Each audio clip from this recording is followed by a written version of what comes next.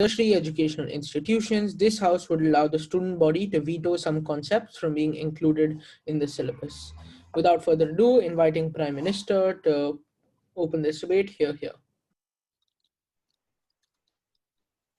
Sure, I'll be timing myself. Will you also be providing, and I would prefer POI in the chat. Yeah, that's about it. I'll just start in 10 seconds. I'm not gonna provide timing because I'm typing the notes for this debate. So is that fine by everyone? I won't be able to give like a 167. Is that fine? I can't hear you if you're speaking. Oh no, I haven't started speaking. I Oh haven't started yeah. speaking. Okay. Perfect. Regardless, I'll be starting my speech in 3, 2. Stakeholdership is missing from tertiary education. It's big time that we bring it in. Notice what is the system that we're talking about. We're talking about university, we're talking about colleges. Students over here have a fixed syllabus ascribed to them, wherein that, let's say if you're taking a mechanical engineering course, there are some 7-8 subjects per semester that's compulsory that you have to take, and you have an option for a few more.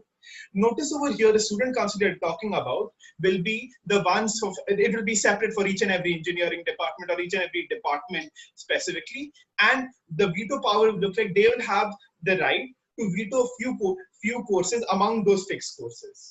Now notice, it is very important to get this clear from the beginning that the student body is democratically elected, but even after representatives have been chosen, they'll still be taking the view of all the students within the classes and come to a consensus decision in terms of what they'll be doing. Now that we have the model of the debate, let's understand why is it very important. On two terms, right? In terms of the pragmatic, wherein we think that it's very important to have student stakeholdership. It is very important to change the education system from its theoretical concepts to a more practical base, and we tell you why does this happen on our side. But also in the principle wherein there exists some inherently flawed or problematic courses that do exist in status quo, and there are very little means to reform them. But a quick note in terms of characterizations of how professors look like in status quo. Notice, we think that while professors may have the best interests of students in mind, it is very likely that they are stuck in a rut and they are teaching the same syllabus since multiple years, ever since they got tenured, right? It is in the most prestigious engineering colleges, the syllabuses of certain subjects are 10 years old, 15 years old. Despite so many innovations happening, they're still stuck in the same thing. This is likely the case because the professors have no incentives to reform their course. They get paid regardless, and notice that there is no impetus on them to bring about change or to actively reform their course. At this point of time, why this right to vetoing particularly important? Notice that this vetoing won't happen in isolation, right? Notice that vetoing will also bring about a great deal of communication between the professors and the students in terms of them having an active route of communication that they didn't have before. In status quo, students have almost no ways of expressing their opinions about courses to professors, or even if they are able to express, not in a constructive manner. At a point of time, they have this right to veto. Notice there'll be channels opened up where those student bodies will have discussions with professors in terms of what courses do they want to have and not before they decide upon the final veto.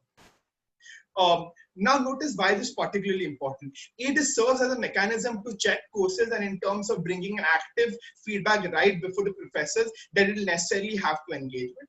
But also notice it also enables students to point out multiple flaws that they may have with the existing courses, right? For example, courses tend to be A, very oriented towards rote learning.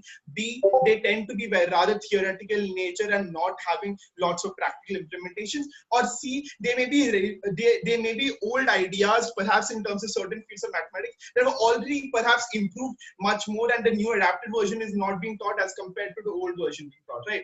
So notice these problems are these certain problems that the students do face is something that now they're much better able to highlight. I'll take a POI from CO.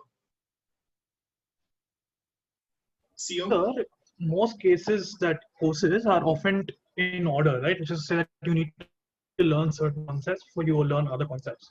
At what point is your vetoing of certain sections of the syllabus of this particular course going to hamper the logical progression of like ideas or arguments? Do notice and do understand what this vetoing does look like, right?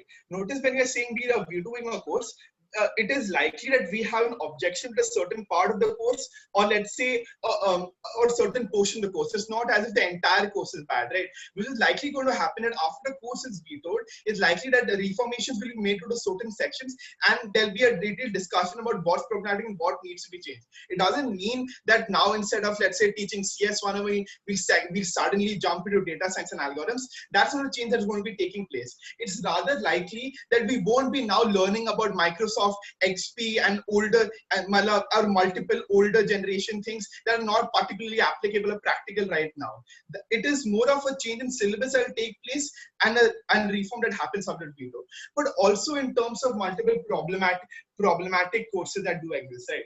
Now, even now in multiple schools, it is there exist problematic ideas in terms of portrayal of certain religions, in certain philosophy courses, or perhaps of teaching of students that gender exists in a binary or in terms or not in a spectrum that happens in multiple conservative colleges or those that hold that ideology. Notice it is very unlikely that students have any proper outlet to bring about these changes apart from directly protesting for these, right? Notice at the point of time you all enable this veto, this also enables them to directly counter perhaps certain problematic ideas that exist that exist in status quo in terms of courses that are persecutionary in their nature towards certain communities, and we think that also goes away.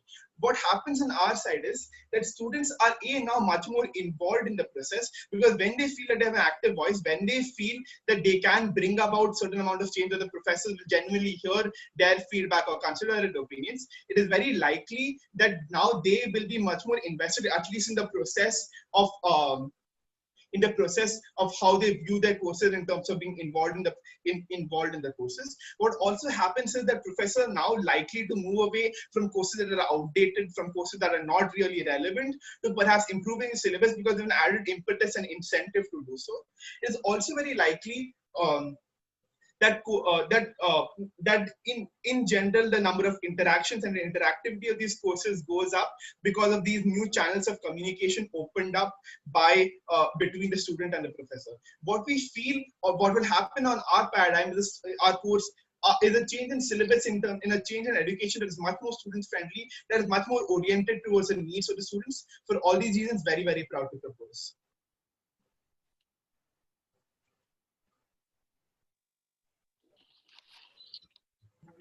Hey, just give me a minute. I'm just going to finish writing my notes.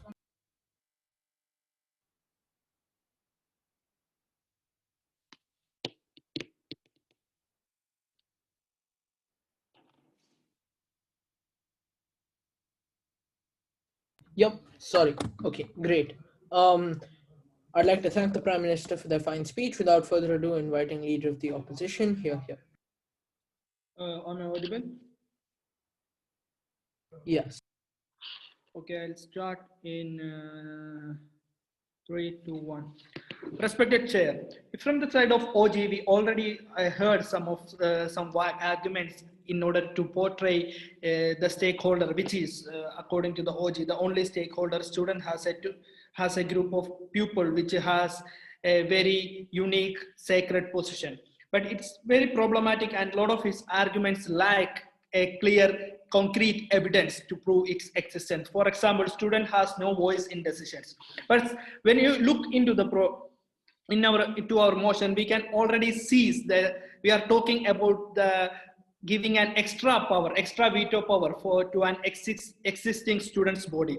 If students has no voice in the decision making of a university, why we are discussing about student bodies, for example. So student bodies in almost every campus has providing a concerned voice and concerned space for students to express their opinion, to negotiate with the management, to negotiate with professors, and introduce new changes in the syllabus, in the facilities. So there is something already existing. But and And another point is from the opening government is it will help students to avoid some religious elements or some concept which against our contemporary life from if the universities try to include it in the syllabus. But that's not the case. Like when you look into the syllabus of prominent universities all over the world, all of their credibility are based on their impartial secular form of syllabuses. So I don't know which kind of universities they are talking about, which include religious elements. Like if a university directly try to include religious partial elements in their academia, basically they lost all their credibility they have.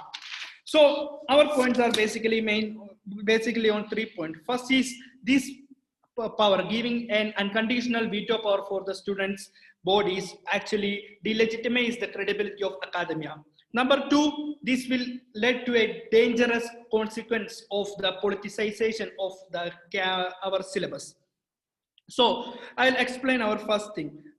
Because in the universities, from the model universities, which all other universities see as a model, or established universities, we know the syllabus is created by the credible academicians who invested their lifelong service for the production of knowledge, and they form their syllabus through multiple researches, multiple findings, and through a long process of creating this knowledge and syllabus. So the credibility of an institution basically comes from the according to their syllabus and according to their credibility of the faculties. And if you are giving this power to students, mostly students are the newcomers to the universities. You have first year students, you have second year students, you have third year students. Still they are seeking knowledge. Students are not someone who has a complete idea about the academia or about the knowledge system. They are in the campus in order to gain the knowledge.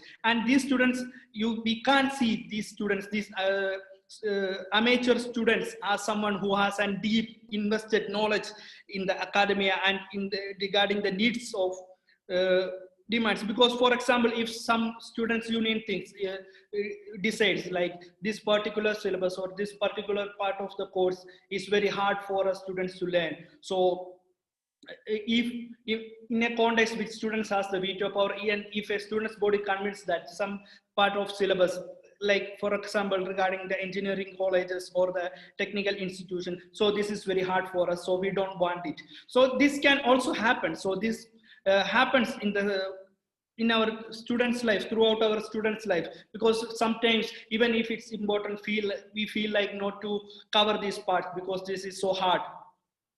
So basically, if you give these students, especially those who are amateurs, who are not specialized in the subject, who are yet to be specialist, this kind of power, it's basically will reduce all the credibility which academia has, because the credibility of academia is basically based on research, findings, and acceptance from the other institutions. So students union actually don't have this kind of criteria or this kind of evaluation. The second point is it's more dangerous. Like if you allow students to give veto power, it actually results in the politicization of. Okay, I'll take BO8. For which team? OG. I'll take BO8 from OG. Okay, so the thing is that like, is every student that goes to university or college forced to become or to get included in the system of academia and the cycle of academia? No, it's up to the students. We are talking about the established syllabus. Established syllabus should have the acceptance of academia. Apart from that, yeah, of course, students can determine where they want to go on, what they want to decide. But we need an established, institutionalized, accepted academia in order for the credibility of the university, in order for the knowledge produced by the university. I'm going to my second point, which is, so we can see that a lot of the students who are especially supporting the especially in the case of developing nations, we can see a lot of students supporting populist movements. We can see a lot of students are getting lured into the trap of radical movements. So students are the easy prey for these radical movements and fanatical organization. And we can see their impact in many universities, especially in the case of developing nations. And these movements, these radicals movements, will use this veto power in order to reshape the academia, reshape the curriculum according to their will. Because if some students' body, if you give this power to students' body or some students' bodies, they can easily veto the concept of gender equality from the syllabus, or they can easily veto the concept of secularism from the syllabus. Because these are the information, these are the knowledge we usually provided for the students through the university syllabus. So politically motivated movements can easily manipulate university curriculum through this veto power. And regarding the voice of students, we already have an established system of dialogue and communication for the students, which is students' movement. So the way is students should empower these movements more effectively, and they should find a space to communicate in order to share their opinion. So as opposition, we are proud to oppose this motion. I'd like to thank the leader of the opposition for their speech. Without further ado, inviting the Deputy Prime Minister. Here. Okay, give me a second.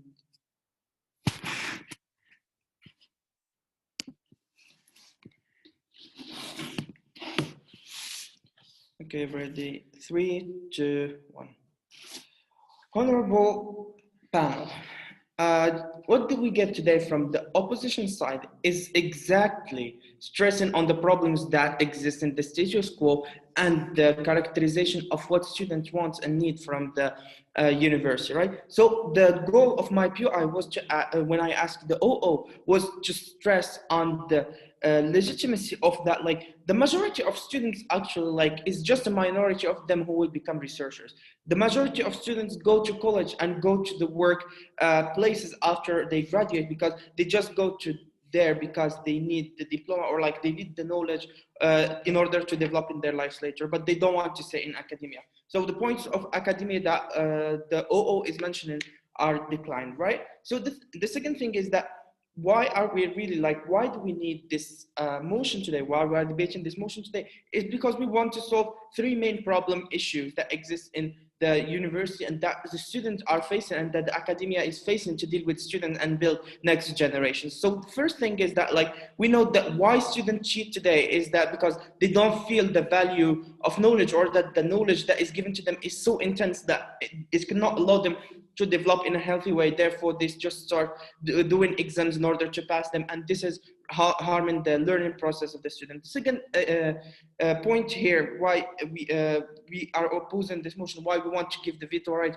for students, is to make them feel more included, because students don't feel included in what they are studying. We all have that class of history of psychology, for example, or that class where we need to learn deep mathematics in order to graduate to be an mechanic engineer. But we know that those classes are not going to be beneficial for us. They're just there because for years, for 20 years, for 30 years, even new methods were released, but just they were not changed in academia. Actually, the third point is a rebuttal to OO on the term that he is speaking or giving the merit to professors as being the technocrats, those who know better. But we are actually we agree with that, but our first speaker already mentioned to you that these professors, most of them get absorbed in the cynical cycle of doing the research and stuff, and they don't give much importance to the student. And if you and sometimes they will tend to use, and it is a human nature, they will tend to use their power in that hierarchy that you are showing us, that the academia have its legitimacy and it needs to keep it. They use it in order to oppress the students and send them away, and there is no change because they are not ready to do the change because they're so busy with their projects and stuff, and student value is not their their priority. So the veto right here is when the students are met with by neglection are met with are not satisfied with the reaction, even though there is a student core body. But when they are met with this kind of things, especially in conservative societies where students cannot even protest in ways that to show their anger or to show their frustration, the only way they have it will be to give them a chance to react or to counter the dictator system or like the oppressive system through this kind of legal rights that are the veto thing. I will take PI from OO. Okay, you said uh, you professors usually don't concerned about the voice of the students. If they are not concerned about the voice of students, why they are allowing student bodies? And what's the relationship? And also, what's the relationship between dictatorship and yani, academia? Look, this is a bit far-fetched from the debate, but what I'm trying to tell you here is that, look, professors are not always the ideal thing that you have. They're also humans and they might fall short on time and they might fall in mistake that they don't see the same thing as the students, and they tend to clash with the student in a harsh way, and therefore like they will tend just to deny it without having to hear the reasoning, because they will feel, as you mentioned, the legitimacy of academia. They will feel that pride of them being academics, being the one who know more, hurt if they change something after having debated it with students, right? So let me rebuild our case and like give you another extension that will close this debate, all right? So the thing is that my first speaker already spoke to you. Why we need that veto is like to avoid the classes that are indoctrinating or like really like harmful for the healthy way of learning in the modern age, in the globalized age. And also like that we want students to feel included in order to avoid social problems such as like cheating, problems that they are facing such as cheating or not feeling belonging to the university, or having to study tons of books without having any concrete knowledge gained from these books, and therefore just like falling into the loophole of studying in order to pass the exams, not studying in order to learn, right? So our extension here is basically simple. Why or how are we, like, what is the benefit or what is the word gonna look like when the students are gonna have the veto right, and what is gonna change compared to the status quo that we are living in? So for all the reasons that I mentioned earlier, we get to say that, look, when students get the right to veto, we will avoid certain problems. We're not saying that like we're not gonna backstab the academia, but we're just saying that students are knowing what they need more than the academics, right? Times changed and times has developed. We are not forced to give the students the same syllabus as 20 or 30 years ago. Technology developed, therefore I don't have, as someone who studies engineering, to study all Einstein equations and know the details, because the machines can do them and I'm not obliged to understand them, because most of us as students don't want to go to academia, right? Don't want to get involved in academia. So the thing here is that like, as the majority wanted, you will tell me maybe like, oh, some students want, they can whatever, go ask their professors. But if the majority don't want it, and we know that the majority is not going to be professors or PhD students, therefore like we don't need to make academia this much complex, because we will get the benefit from it afterward, when academia is much simple, is much student friendly, is much like welcoming to the learning process in a healthy way, for knowledge, not for passing exams. We will have students getting more involved in the university, students getting more practical knowledge, which will allow them to be better in their work life. And we'll have also students going to university actually more, because a lot of students just decide to drop out from university because they feel it is hard and they feel it is so complex for them and they cannot make it through, right? So for all of these reasons, we are proud to propose.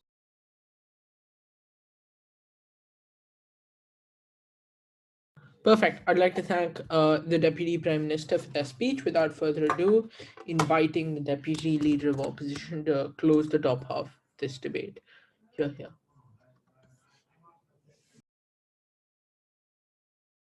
DLO.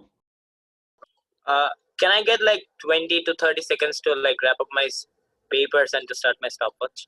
Sure. Okay, thank you.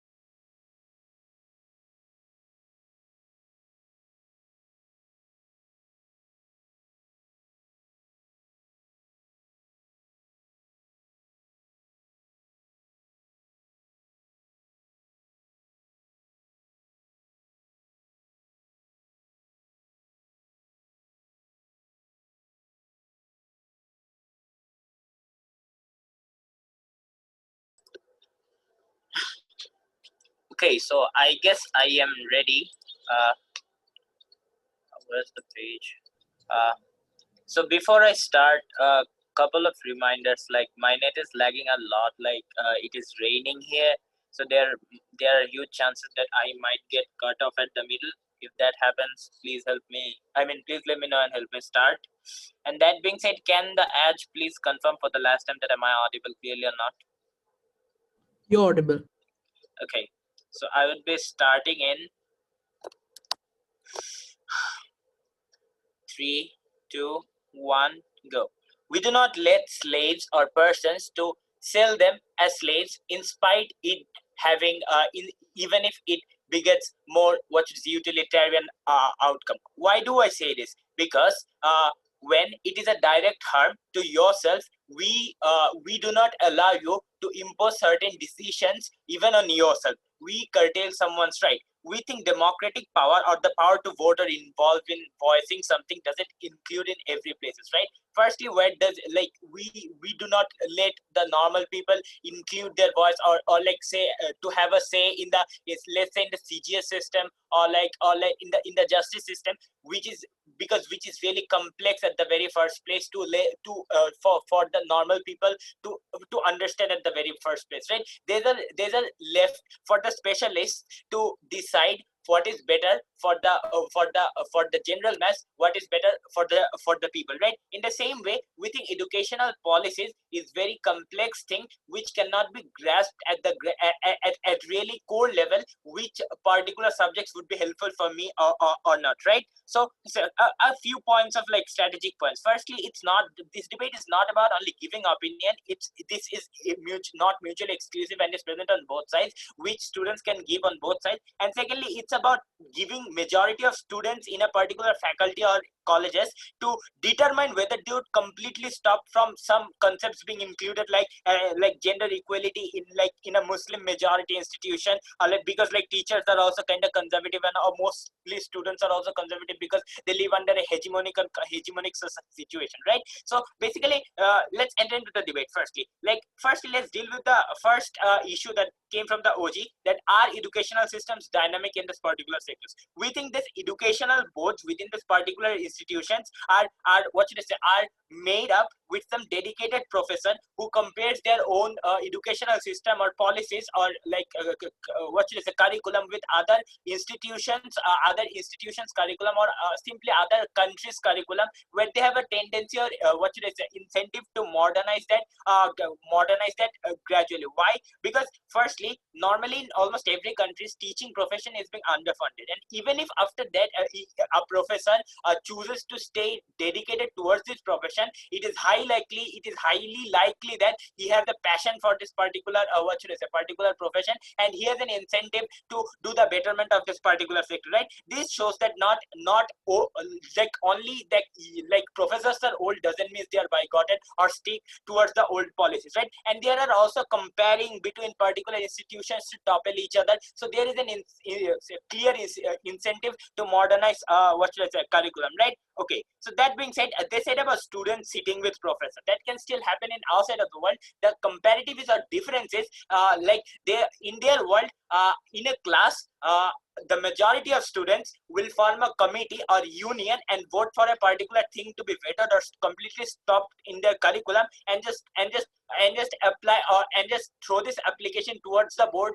and the college board have to comply with this, which is very detrimental at the very first place. Why? Because professors, even in their scenario, professors cannot express their full ingenuity for the what should I say for the fear of the extra power that has been handed to the students, right? They're because like there are different politicized environment within the what should I say and polarized environment within the what should I say universities or colleges that we mostly see in the developing countries, right? Now why it is most likely to be a flawed policy from the students perspective, right? Because normally students tends to grow with the trend. Like what does this trend look like? This trend looks like a wave that starts like if some groups of students feels like this particular subject is irritating me because I'm getting less number in it, or like this goes against our societal values, or this had been imported from what should I say, from western sluttish culture or whatsoever. They can clearly or easily lobby students within that particular college, and it becomes very easy because students normally this rogue students normally tends to go with this trend, and and there are huge chances that faulty policies or vetoes may come out. Now firstly and then they talk about intensified knowledge not being necessary to this particular student. We think the current status quo is very highly competitive in this capitalistic society, where this intriguing or intense knowledge is very important at the first place for the students, even if this beget some pain towards the student. Like, yeah, study is very hard, I know that, but this is actually very important, because otherwise like you have to like suffer from poverty the rest of your life, or like just have a like understandard or substandard job the next of your life. So like and the number of students who only take diploma is very less, and we also deal with that, and they also have to say in these things. Right now, let's deal with the main issue, why students, their main case, that students voice should be included, why many students voice, the most important students voice are being left behind. Firstly, some groups have more power toward like some rogue students or some what should I say, politicized, or simply the cool kids within the what should I say, within that particular institution, who have more muscle power or who are more appealing because of their political power or whatsoever, who give certain favor to certain professors and students, which help them lobby certain students and professors, which trickle down to every argument what my first speaker said, right? And secondly, the good students or the nerds who are generally shy, not keen in participating in this particular boards or scenarios, generally do not get to oppose the majority view in this particular case. So though they clearly understand the significance, they do not oppose this and eventually end up like passing a really faulty veto, right? Their voices are not being heard. And thirdly, if someone wants some concepts very much, but a veto had been passed that like that particular concept would not be included, he or she would feel alienated from himself. Like, if I want to study physics physics, and my mother imposes me or forces me to study medical college medical study, I would feel very, what should I say, very pressured and like self-alienated on my own, right? And lastly, the flaws of so-called democracy. Like, how does this voting system look like? So one party will like 20% will vote for one thing, 30% will vote for one thing, 10% will vote for one thing, and the 40% will vote for one thing. The 40% vote will win, but guess what? The 60% were left behind. So your majority views are here doesn't actually apply here, right? Now they talk about like what should I say? Okay, so they talk about like why it is not taken on a pragmatic level. We think even if they apply this veto, it is not been very effective, because like it is on a very micro scale level, right? And we talked about why like students are not specialists and they cannot understand this particular the nuances of educational sector, and that's why it's justified for them not for us not to like involve in this particular scenario in their best case scenario, and why political lobbying exists, why radicalization exists, and developing countries are the worst stakeholders. And lastly, regarding the solution, why students have the right in the current status quo, now I should talk about educational change, vote for particular politician who takes the best educational policies, or can still talk to professors to scrutinize things and discuss on uniboard whether it should be passed, or in their world this there should be outright veto. We are very proud to like oppose this motion. I'd like to thank the speaker for their speech. Without further ado, inviting member of Gov Yota to open the closing Was I audible the whole time? Yes.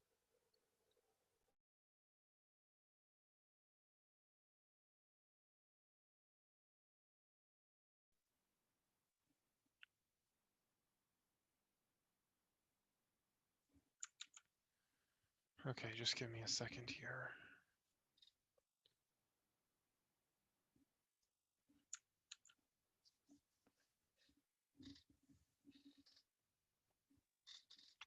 Okay, for POIs, I'll just ask for POI when I'm ready. With that said, starting in 3, 2, 1. I think that this round is missing characterization of the student body. I think that opening opposition's case has a bunch of impacts that sound really bad, but are extremely unlikely to happen given what student bodies look like.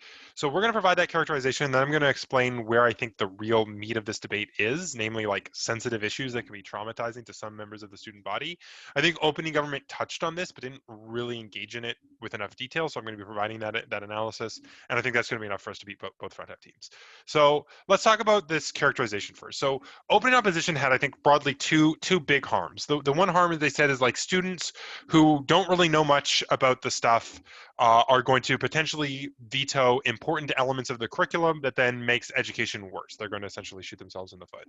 The problem I have with this is that students typically trust universities to teach them, right? Like you probably aren't spending thousands of dollars in tuition to go to a university unless you believe that that university has some degree of expertise in teaching you something like engineering, right? I think that if a student is a first year engineering student, it's unlikely that they're going to look through the syllabus of the first of like engineering 101 and see a bunch of things that they don't know about and then choose to veto some of them because like they sound boring or they seem like they're not going to be important without really fully understanding what those are or how they would fit into the course.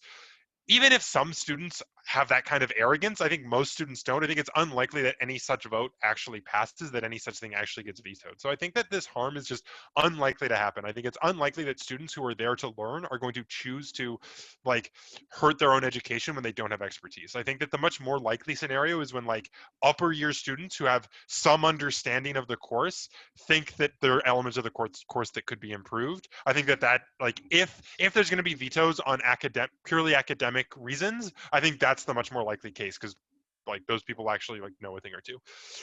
But also this claim that like the radicals are going to like veto gender equality and stuff like this. I think that what we need to understand is that student bodies tend to be much more progressive than the societies that they exist in, right?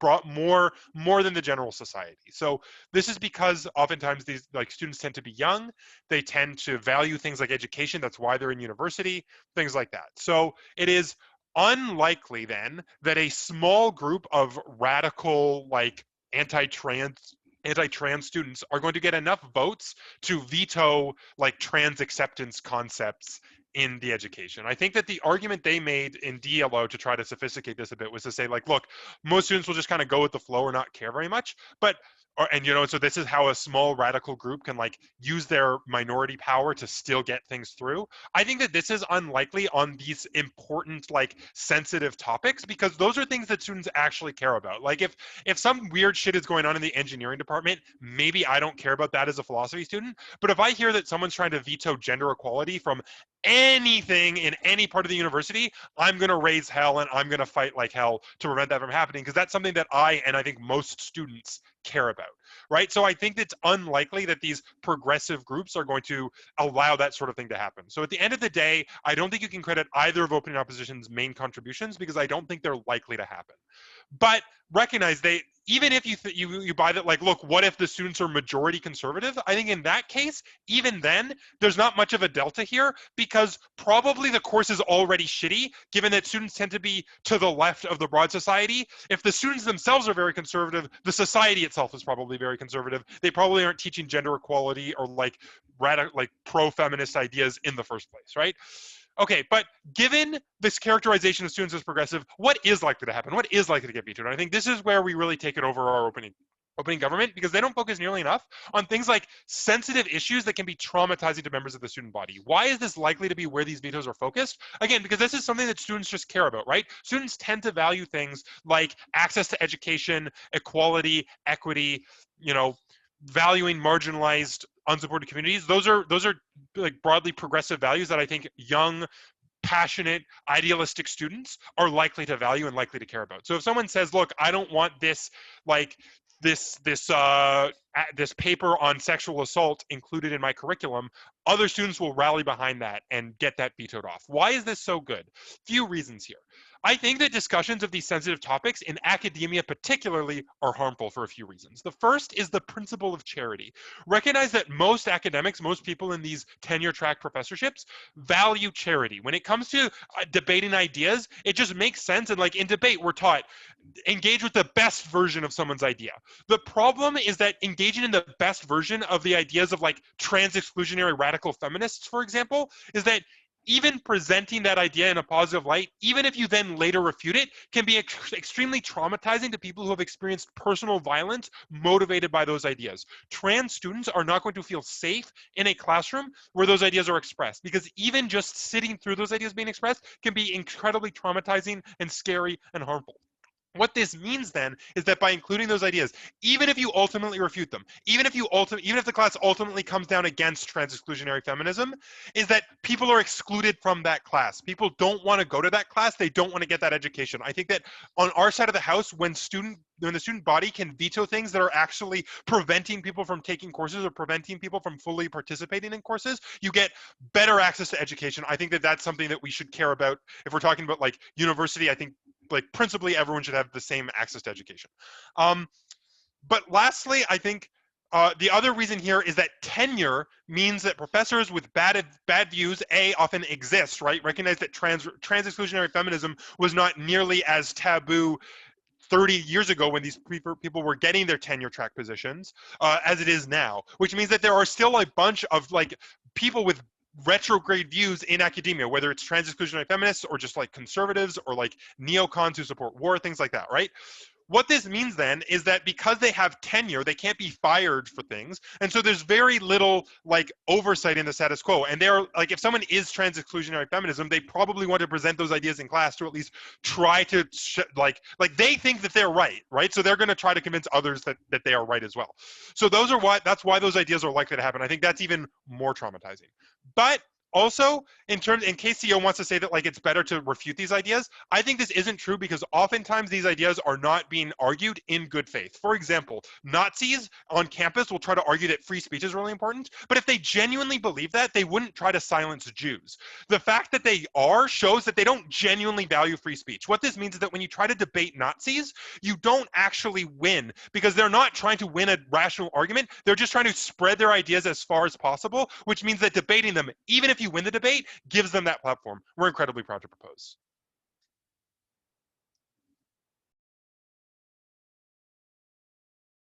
I'd like to thank the member of government for that speech. Without further ado, inviting the member of opposition. Cool. Can you all hear me? Yep. Cool. Give me 10 seconds.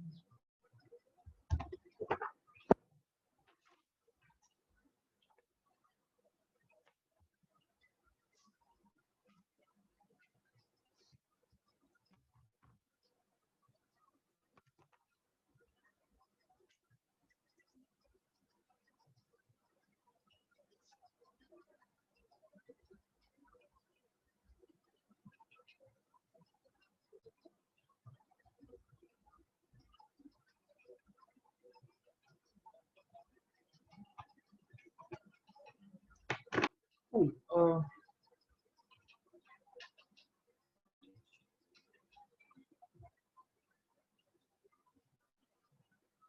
Cool. 3, 2, 1. Panel, I'll do four things for you in this debate, right? Firstly, I'll like Chris did, I'll try to characterize the debate more, which the opening missed, because of which it's an almost entirely wash debate in opening, right? Secondly, I'll talk to you about why necessarily teaching outdated systems is important. Thirdly, I'll talk to you essentially why there's a fairer system compared to like having a unique student body veto. And like that's about it, right? And lastly, I'll talk to you about what the importance of this is a little bit further. But firstly, a few extraneous rebuttals to CG first, right? Look, I think there's a particular problem in CG also, right? Because even CG don't essentially characterize to you what the powers of a student body are, right?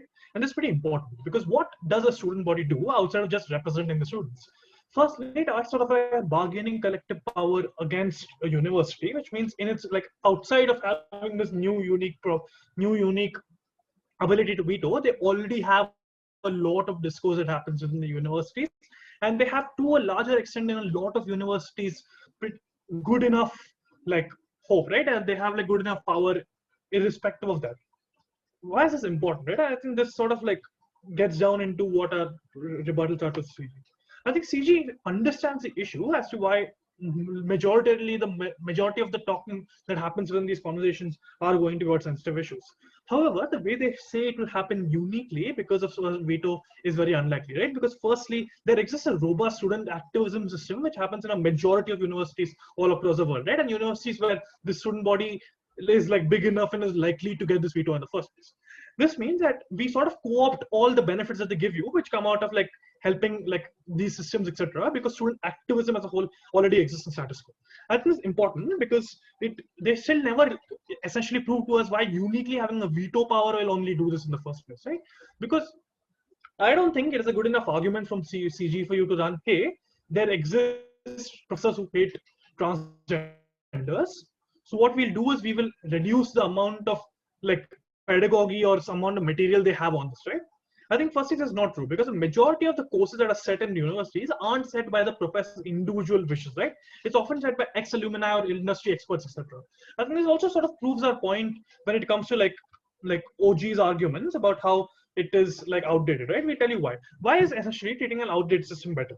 Firstly, it is a concept of pedagogy, right? Because it is easier to build knowledge when you're talking far more basic, far more older, far more linear like examples and projects, etc. Right? I think this is important.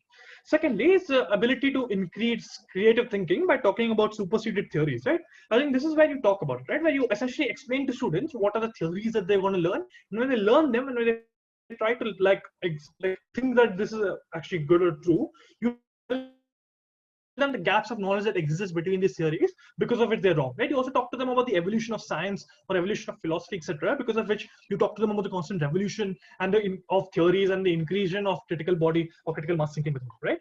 I think even at worst case, even at the point that these theories are outdated, we don't think that's a morally harm, right? Because firstly, we tell you that because it still exists in incredibly competitive universities, it means that they are clearly working, right? There's nothing essentially wrong with them, because if there was something wrong with them, this university would have been objectively worse than a lot of other universities. Abhishek goes to, like, I think IIT Bombay, so I don't think he can have that realistic argument there. But like, lastly, on to why this is a fairer justice system, right? And I'll take CG if CG has a POI a little bit later. Firstly, because you can't guarantee that education will be better on their side, right? I think this is pretty important. Being forced to study something you don't like, and like being coerced into studying something you don't like, isn't a moral wrong, right? It is not a moral neutral, because it is dependent on the result, right? We tell you that if the point in which you are able to be a better student, we think it's fine. Secondly, we think that a majority of the issues that come out again here aren't issues like transphobia, etc., but there are other issues of hyper liberal bubbles that exist in student bodies, not liking a few conservative ideas that often come up in philosophy, in Marxism, that is often taught as a part of some course, and then not liking it in the first place. And why we think this is particularly harmful, right? Because we tell you that even if there's like particular ideas are problematic to you on your like political spectrum, it is still necessary for you to have a more bipartisan idea of that concept for you to learn it in the first place, right? Because the syllabus is often shaped by people who are more likely to be industrial experts, that is, they have better knowledge as to why a certain subject is being studied, etc. I'll take OG later, which means that comparatively it is better for them to decide the entirety of the course in a necessarily understudied student, right? We don't agree with Chris's idea about how first year students won't learn this, right?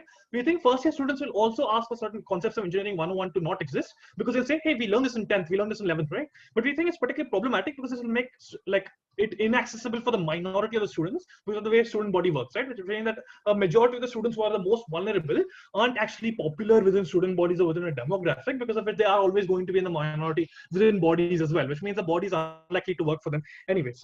Secondly, we tell you that there's like syllabuses always go through sufficient amount of repeated checks and alumni checks to ensure that it's beneficial in the first place. The evolution of the political growth of a student, thirdly, won't happen when they're stuck in a liberal bubble like Chris tells you they will be, right? Because internal discussion between students and minority, and students who want to like veto the decision, and students who are in the majority who might find this like discussion useful, are better, right? You force all these people to come together and at least have a talk, right? This won't be a talk as like extreme as between Nazis and not Nazis, rather we talk about conservatives and not conservatives, right? We think this is particularly beneficial because this ensures that there's some amount of political discourse that happens here, which is often doesn't happen in student bodies because traditionally conservative people are often sidelined in bodies, which we think is also particularly problematic, right? We don't think it will reach as far as Nazism because I think that's a pretty extreme case to run. We want courses to be all encompassing, and hence like there have to be a lot of courses and a lot of parts to these courses, right? I think that's beneficial because all students are equally important, and as to they pay similar fees, while a student body is inherently marginalizing because it ensures that certain students don't have political power to affect change if this veto comes into place in the first place, right? I think this is why that matters, and this is why it's true, right? We believe that it's pretty arbitrary to measure what is an important part of a course and what isn't. That even if it is not effective, to measure how much it helps a particular student or which student it helps is always arbitrary and always on a spectrum, right? Because of which it's particularly problematic to let a popularistic and majoritarian student body ban this in the first place, because you need to have like markers, right? You need to know, you need like numbers, right? You can't just have intensity when you're trying to measure what is more effective, what isn't effective. I think this is a wide conversation that happens in debate, right? It isn't nearly as extreme. I think this debate, we are particularly beneficial in this debate because we take it over our because we talk about a wider number of things on a like pretty like closer to what the debate is and more comparatively, right? For all those reasons, very proud to oppose.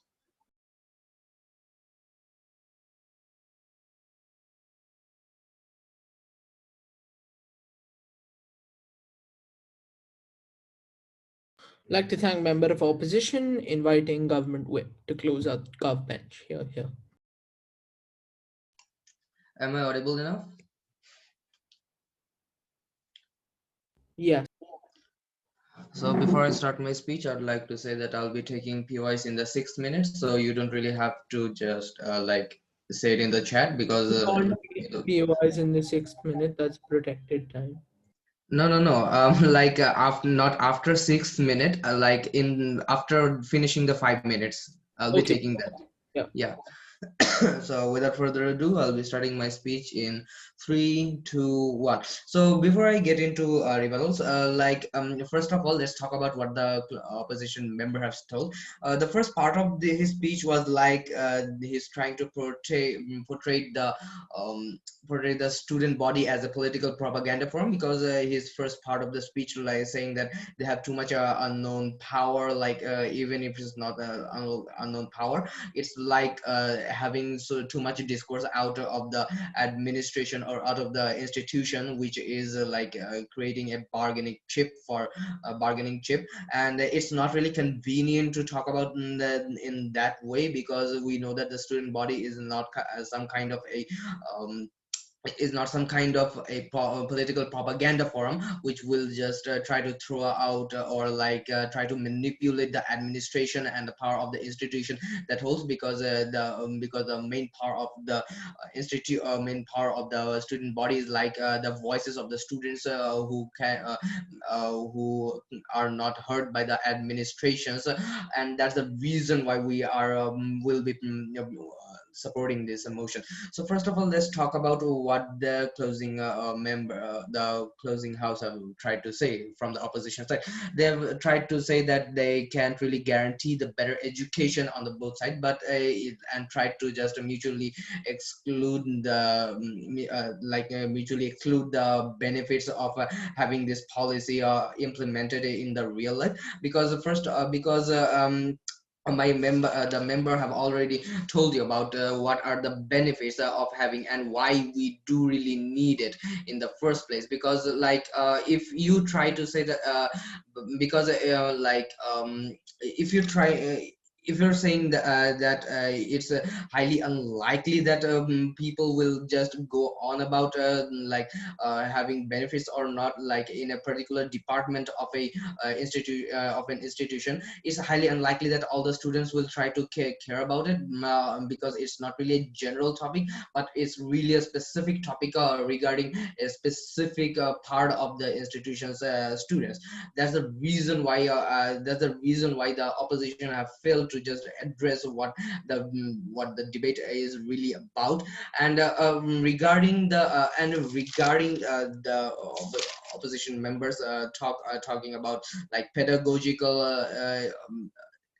pedagogical things and ex-alumni setting the systems. There is there if we talk about in an example like in the humanities, professors will have a wide discretion to set an own syllabus, and in regards to tenure, it means that in the status quo, it isn't a way there isn't a way to prevent problematic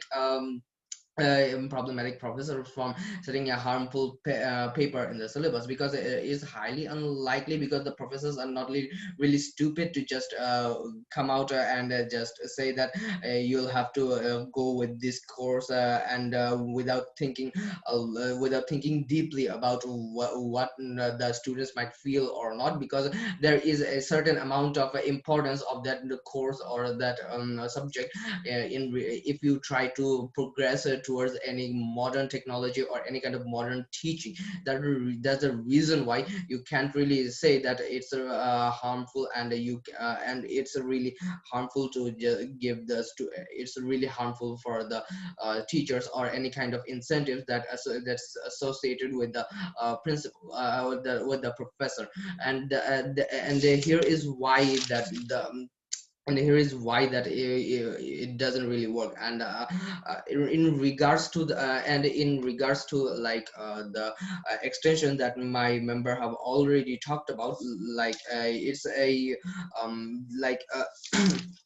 it does but talking about sensitive issues like a traumatizing like having some kind of trauma, or having some kind of traumatizing effect on the students will have much more impact than like having some kind of having a basic study course like getting changed. That's the and it does have some kind of it does have the principle of charity, because people will highly likely to be having some kind of having the emotion or any like empathy towards those people of having gone through some kind of heinous criminal offenses and suffering from it, rather than having to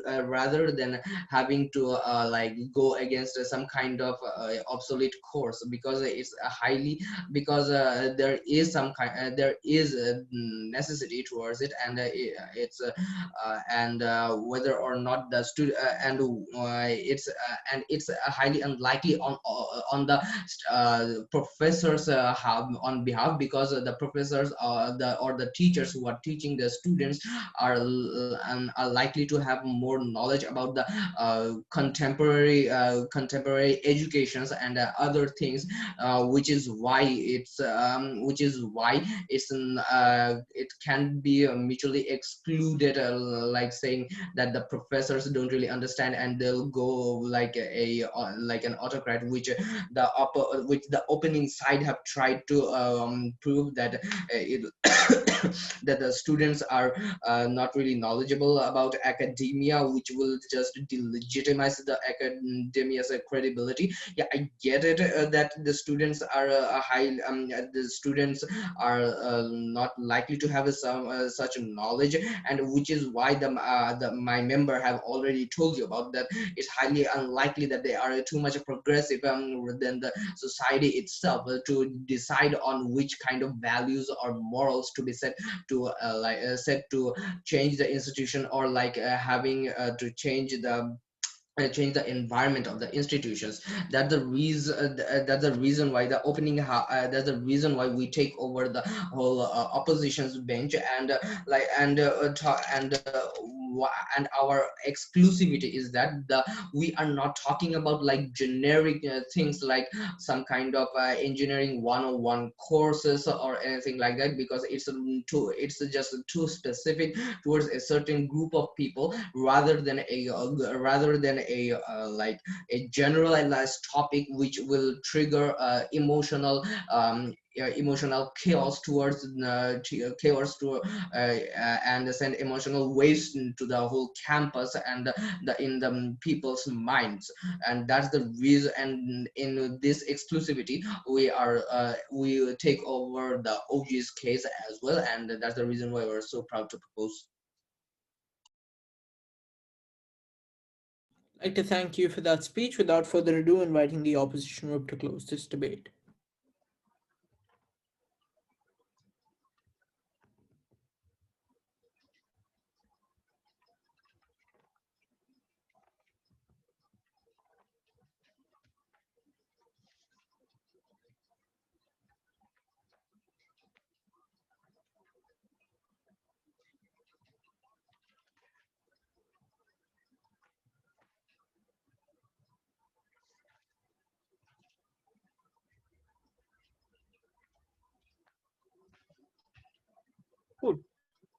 Three, two, one.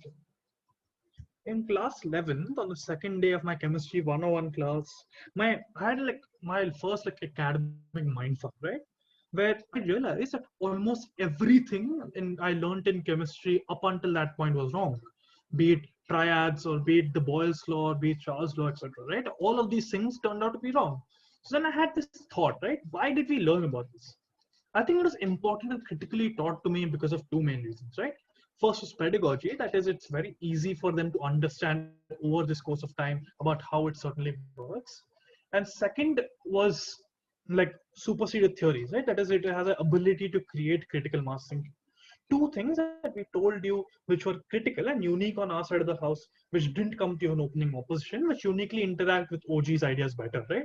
OG's ideas about how it's outdated, about why people don't need this, etc. Right? I'll go third layer of analysis to this, right? Which is accessibility, right? We tell you that like a majority of the OG's arguments, and I think you can like for in their benefit charitably you can frame it this way, right? I think you go into engineering and you realize that a lot of the things that are taught there are outdated and are easy and aren't necessary, etc. Right? And this is where like Abhishek's elitist arguments came out of, right? And we'll tell you why that is also not needed, right? Because we believe it's inaccessible for like commerce students, etc., or students who haven't learned this or who have lesser access to education when they come to university to suddenly go on advanced level.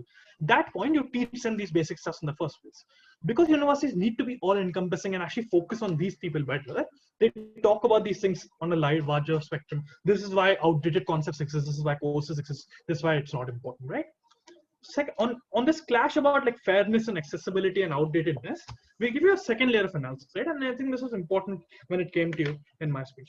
What was that layer, right? That layer was essentially talking to you about essentially talking to you about how this particularly arbitrary as to find out what is important to a poor student who's come out of like it's very arbitrary to decide what is important to a poor student who's coming out of like a rural areas of India to IIT Bombay, who hasn't learned a lot of concepts that maybe other people who have come into IIT have learned, versus whether you are actually downplaying or like de-efficient or reducing the efficiency of other students who are there in the industry, right? I think it's pretty difficult to judge on these two spectrums because of which universities have to be all encompassing and have to focus on the vulnerable better, because of which these bodies exist, right? They tell you that, hey, look, like, and I think this pretty much tackles like the opening clash that happens about it being outdated, right? I think they tell you about how, like, I think OO's characterization or OO's arguments about how it is like how conservatives will become better, etc., are necessarily not true, because even in like incredibly populous countries like India, colleges are pretty liberal. I don't think it's likely, right? I think on further, we tell you that even if that's the case, we tell you student activism is a better model. And I think this brings me to the second clash that happened in this debate, and this was a closing clash, I think, which is like the more critical clash in the debate between discourse, right? And I think about discourse, what is this clash about, right? Universities or academia are where political ideas are formed, and conservatives have to like fight about it, and like ideas like LGBTQ rights, etc., are hyper formed in this incredibly academic bubble, right? I think we told you about what student bodies are, right? Student bodies are essentially official organization of a student which has daily interaction with the like college, right? Which means they have a lot of say in what happens in the college. They have say when it comes to when the college starts, when the college ends, when should the holidays exist, what are students not comfortable coming to college on. Student bodies inherently, without having this veto, have a large scale in what the politics of the college, right? This looks like the University of Minnesota and Wisconsin saying that they will never talk and they will never like seek assistance from the Wisconsin police ever because of the like George Floyd situation, etc. Right? This sort of proves to you that universities have incredible amount of political power within universities, anyways. We don't really ever understand and never explain to us from CG what is unique about this veto, which you don't get in our alternative models of student activism, or alternative what is of inherent political power that these people have anyways. I think this is important, right? This also like, I'll take OG first. OG. So we are telling you that the goal of this veto is that the system of student body or activism is so slow, but veto is going to make this faster, which will solve the actual problem. Look, I think that's a difference, right? I think student activism isn't slow because protests are easily like formed, right? I think like organizing a protest doesn't take an insane amount of time compared to what discussions you all already said you all might have on your side when it comes to actually assessing the veto. I think the process of organizing a protest versus the process of like discussing whether this veto should exist or not will be similar, right? I think even in this discussion about should we veto or not, we tell you that a majority of the student body does not have minorities, does not have people who are liked in it, right? Like the nerds, etc., that they talk to you about, but also like transgenders, etc., which are inherently like not as popular within student bodies, etc., right? I think this is where it happens, right? I think they tell you when it comes to like mainly sensitive issues, and I think this is what the big clash is. This is where the engagement comes in, right? Because see, they never properly engage with us that the issues that happen aren't like these issues, right? The issues that happen are like Paulinus, who was a like political commentator who was literally received death threats on the University of University of Washington because he was a Jewish man who had a boyfriend but was a conservative, and he was kicked out of there by being called a Nazi, being called all these things, right? And I think this is where it comes, right? I think this is where the idea comes. The idea is that political ideas is a spatial concept, right? What does this mean? This means that my political concept, and I'm pretty liberal, is very liberal when it comes to my college and what I'm talking about there. But I still sort of allow my dad to say the shit he types to say, which is like old and conservative, right? What does that mean? That means that like when you go into certain areas, your political ideology becomes incredibly important and incredibly hypersensitized, right? I think this happens primarily in universities where political conversations like this exist, where student politics exists, which is an inherent part of people in colleges, right? I think at this point it becomes incredibly liberal students in like universities where conservatives are often shooed off or discarded or removed from political conversations. This doesn't at all look like what this is telling you about Nazis having conversations with moderate liberals. This looks like incredibly hypersensitized liberals never accepting basic conservative ideas, like how maybe like even good conservative ideas, like ideas about how maybe having a welfare state isn't a good idea because there's no large backtrack of them being able to keep susceptible debt, etc., right?